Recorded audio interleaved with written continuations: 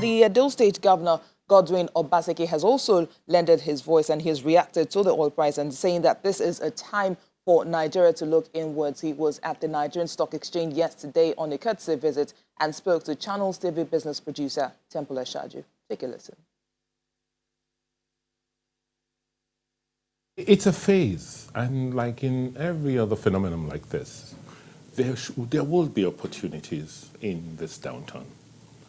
If you combine some of the policy measures that has been taken in this country of trying to restrict the borders and allow for domestic production, coupled with some of the measures to reduce the cost of money, interest rates, you're going to likely have you're going to have several trends and tendencies, right? On the one hand, it's going to be tough in the short term because people are going to lose money in the markets. States are going to be very, very hard pressed because revenues are going to come down. We've seen it already. But it also creates opportunities for us to rationalize the way we do things, for us to see that it is possible to get a bit more from the little we have by being a bit more prudent, by reducing waste, curtailing unnecessary expenditure, focusing on priorities. I hope this downturn will usher in some discipline in our spending, because clearly we cannot continue this way. We cannot continue to spend money we don't have.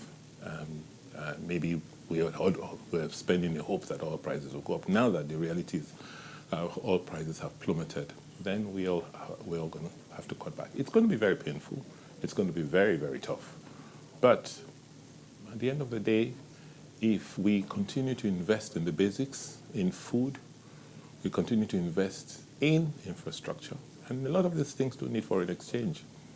You don't need too much you don't need a lot of foreign exchange to grow food.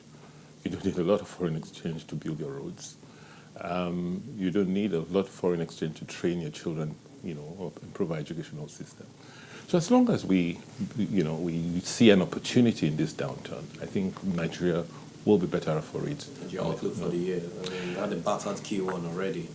This year is going to be depressed. I mean, it's going to be tough. Let's not kid ourselves. Let's not put any palliatives on it. It's going to be a really, really tough year. Very, very difficult year.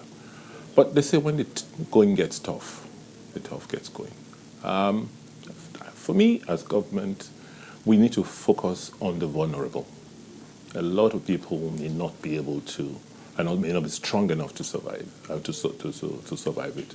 Those are the people we need to be concerned about and to support and work with, so that we don't get too many more people, much further below the poverty line. But in terms of short-term expectations, oil prices, the ripple effect of low oil prices on government spending, it is going to be tough. And of course, with the borrowing plans of the federal government, we should have some buffers.